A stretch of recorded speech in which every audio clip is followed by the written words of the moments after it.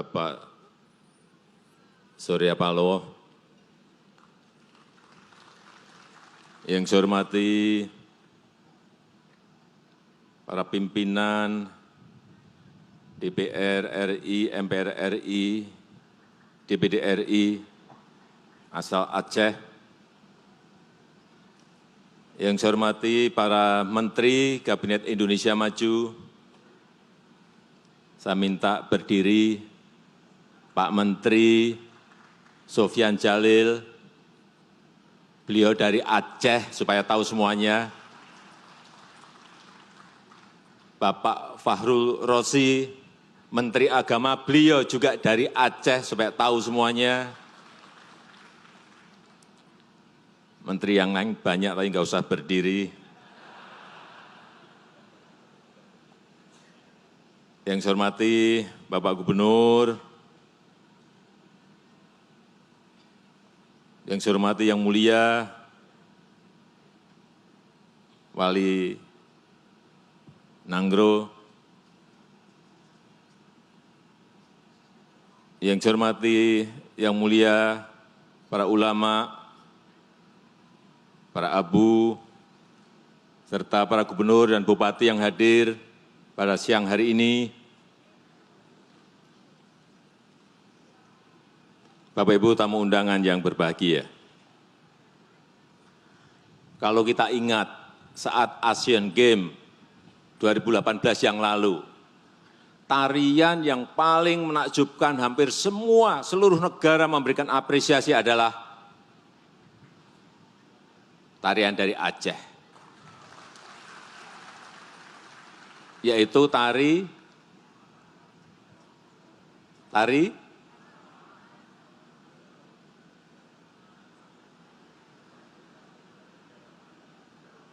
apa?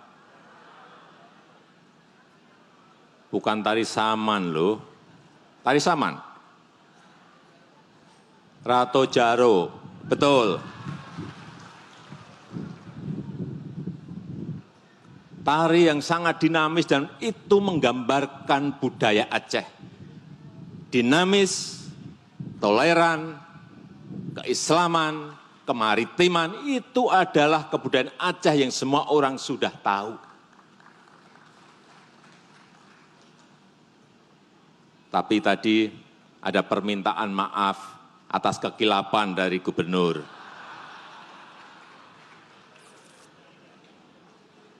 Ya saya jawab, jangan salah pengertian. Kemarin pemilu dan pilpres telah berjalan dengan sukses dan aman. Dan saya sangat menghargai hak-hak politik yang telah dikerjakan oleh seluruh masyarakat Aceh. Saya sangat menghargai, jangan salah pengertian. Waduh, jangan-jangan nanti Presiden nggak pernah ke Aceh lagi. Itu sebuah kekeliruan besar karena saya sangat menghargai hak-hak politik dari provinsi manapun, dari masyarakat manapun, di seluruh tanah air. Pemilu sudah usai, pilpres juga telah selesai. Marilah sekarang konsentrasi kita ke arah pembangunan. Dan Aceh memiliki kekuatan, memiliki potensi. Karena ini merupakan daerah modal. Modal sumber daya alam, modal sumber daya manusia. Yang saya tahu karena saya 86, 87, 88 itu berada di Lok Sumawe dan di Bener Meriah di Aceh Tengah. Saya kemarin melihat progres perkembangan pembangunan jalan tol. Saya terus terang aja harus saya sampaikan, saya kaget. Kecepatannya luar biasa. Baru 14 bulan dikerjakan sejak saya groundbreaking di Banda Aceh. Pembebasan lahan hampir di atas 90% telah selesai. Ini menunjukkan yang saya baca, ini menunjukkan keinginan masyarakat untuk agar infrastruktur ini segera selesai. Saya tangkap itu. Sehingga memang di semua provinsi selalu masalah dan problem adalah pembebasan lahan. Selalu itu menghambat proses konstruksi yang ada. Tapi di sini kemarin di Rutnya, Utama Karya menyampaikan pada saya, Pak, ini hampir 90% pembebasan selesai, sudah 60 kilo tapi kami baru mengejar 15 kilo. Artinya apa? Ini harus ditambah untuk urusan konstruksinya karena pembebasannya di luar dugaan kami, kecepatannya luar biasa. Ini patut kita syukuri. Karena apapun yang namanya infrastruktur di seluruh tanah air kita ini telat. Harus ngomong apa adanya, secara terbuka saya, terlambat. Stok infrastruktur kita dibanding negara-negara sekitar kita juga masih jauh. Sehingga kecepatan mobilitas orang, kecepatan mobilitas barang, kecepatan logistik dari provinsi ke provinsi yang lain, dari kabupaten satu ke kabupaten yang lain, menjadi semuanya terhambat.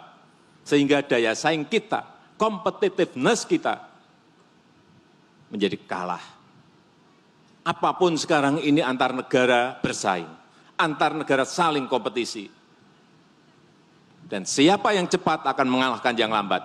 Sudah bukan kayak dulu-dulu, negara kaya mengalahkan negara miskin, negara besar mengalahkan negara kecil, bukan. Sekarang zamannya sudah berubah.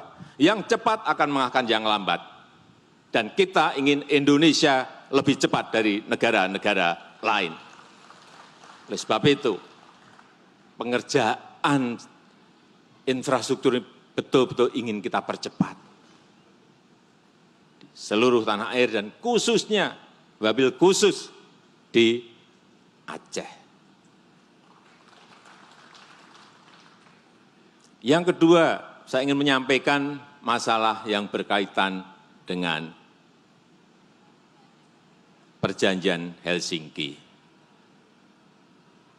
Saya sudah berbicara dengan gubernur. Saya sudah bertemu dengan Yang Mulia Wali Nangro dalam 2 atau 3 minggu yang lalu. Saya juga bertemu dengan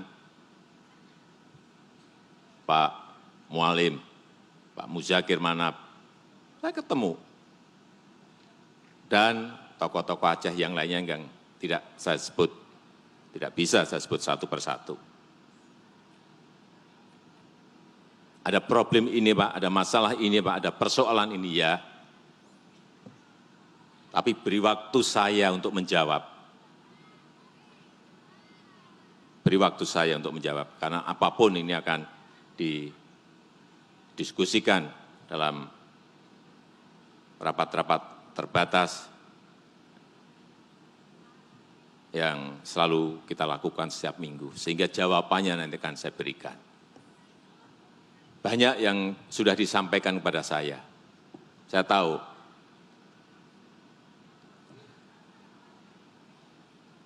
Yang ketiga yang berkaitan dengan masalah daerah otonomi khusus. Kita tahu Aceh mendapatkan dana otsus yang tidak sedikit, yang itu juga diirikan oleh provinsi yang lain. Saya tadi tanya ke Pak Gubernur, berapa dana otsus kita? 8 triliun untuk tahun ini. Betul Pak Gub? 8 triliun. Plus APBD 9 triliun, berarti 17 triliun. Dan tentu saja APBD di kabupaten dan kota yang ada di Provinsi Aceh ini. Saya hanya ingin mengatakan bahwa apapun yang namanya pengelolaan anggaran itu sangat penting sekali. Penting sekali. Uang 17 triliun itu juga uang yang sangat gede sekali. Plus APBD yang ada di kabupaten dan kota. Tetapi bagaimana tata kelolanya, bagaimana governance-nya. Apakah APBD itu tepat sasaran, bermanfaat untuk rakyat, dirasakan oleh rakyat. Itu yang masih menjadi tanda tanya saya. Saya ngomong apa adanya. Oleh sebab itu kalau tadi Bang Surya Paloh menyampaikan perlu asistensi. Saya bertanya kepada pemerintah daerah, perlu enggak? Kalau perlu besok langsung saya dampingi.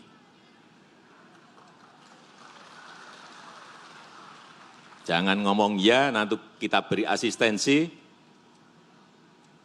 kemudian di bawah tidak mau di birokrasinya. Karena itu menanggung sebuah konsekuensi bahwa governance, tata kelola harus bersih, transparan, akuntabel.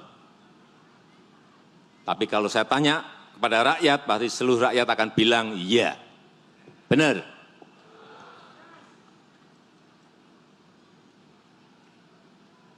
Karena yang lain itu kecil APBD-nya, karena nggak ada dana otsus, hanya ada 6 triliun, ada yang 6 triliun. Yang 7 triliun ada sebuah provinsi yang 7 triliun.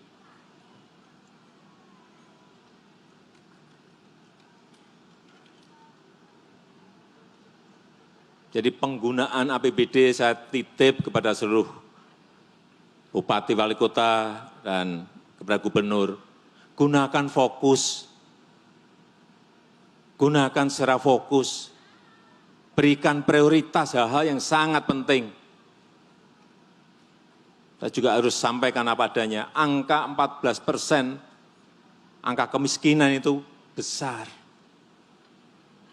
Besar. Selesaikan dulu masalah ini. Berikan perhatian kepada angka kemiskinan yang 14% itu. Lewat program-program yang didesain agar pengentasan kemiskinan segera bisa diselesaikan. Yang keempat yang berkaitan dengan investasi. Semua negara sekarang ini berebutan yang namanya investasi. Semua negara. Karena semakin banyak arus kapital masuk, arus modal masuk, arus investasi masuk, capital inflow,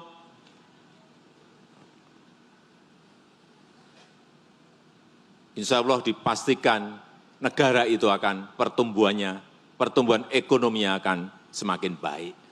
Begitu juga untuk provinsi, begitu juga untuk kabupaten, begitu juga untuk kota, sama saja. Begitu banyak investasi yang masuk, begitu banyak arus modal masuk, peredaran uang semakin banyak, masyarakatnya akan lebih sejahtera. Itu sudah teori ekonomi. Dan negara kita sekarang ini, posisi negara kita perlu saya sampaikan, secara GDP nominal, negara kita berada di ranking 16. Kita ini sudah masuk ke G20, negara-negara dengan ekonomi maju.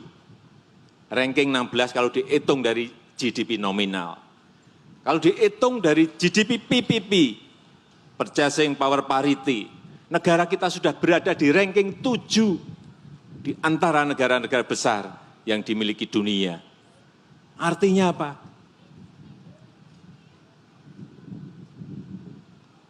Kita memiliki sebuah masa depan yang insya Allah lebih baik dari hari ini, tetapi memang banyak tantangan-tantangan, baik yang ada di daerah maupun di pusat, yang perlu kita selesaikan bersama-sama secara cepat. Karena sekali lagi kita berada pada era persaingan, era kompetisi yang sangat-sangat cepat.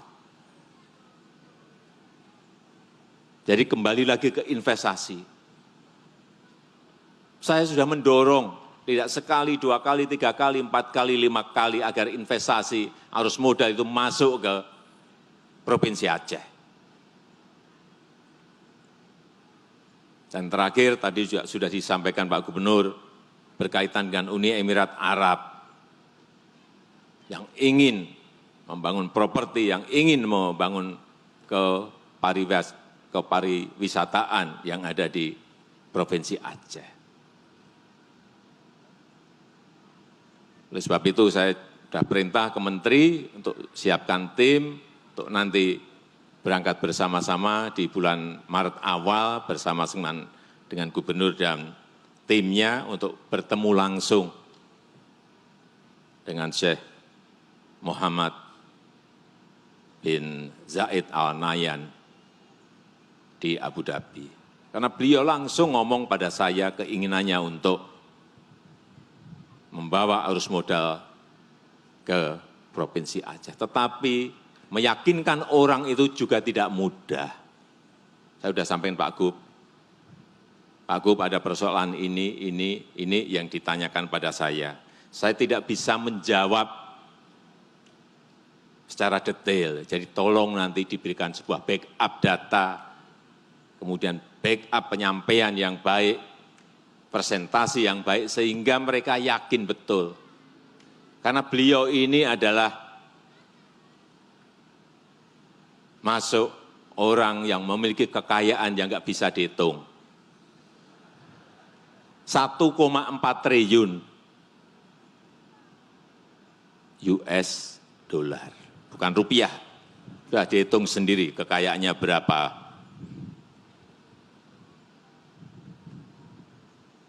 Oleh sebab itu, sekali lagi apa yang disampaikan oleh Bang Surya tadi betul. Marilah kita bersama-sama, bersatu, masyarakat, pemerintah daerah, pemerintah pusat, menyelesaikan persoalan-persoalan dan tantangan-tantangan yang ada di bumi Aceh ini. Agar hal-hal yang, kalau ada persoalan yang kecil jangan dibesar-besarkan. Kalau ada persoalan yang bisa diselesaikan, cepat selesaikan. Kalau ada persoalan besar yang memang harus kita selesaikan bersama-sama, mari duduk bersama-sama, selesaikan masalah itu. Pusat, provinsi, kabupaten dan kota, dan masyarakat.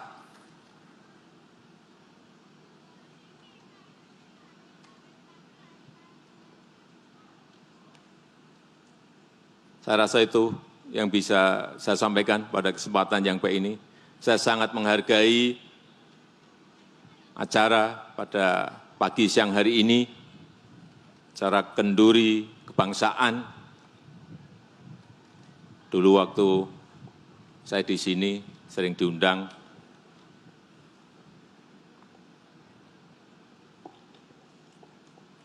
untuk kawinan, ada kendurinya. Apa namanya ya? Kenduri kalau di sini apa? Kanuri ya? Ya, kanuri, mukawen, kanuri, syukuran, betul. Jadi saya masih ingat, nggak tahu nanti saya diajak kenduri atau tidak. Saya rasa itu yang bisa saya sampaikan pada kesempatan yang baik ini. Terima kasih dan mohon maaf. Wabillahi taufik wal hidayah. Wassalamualaikum warahmatullahi wabarakatuh.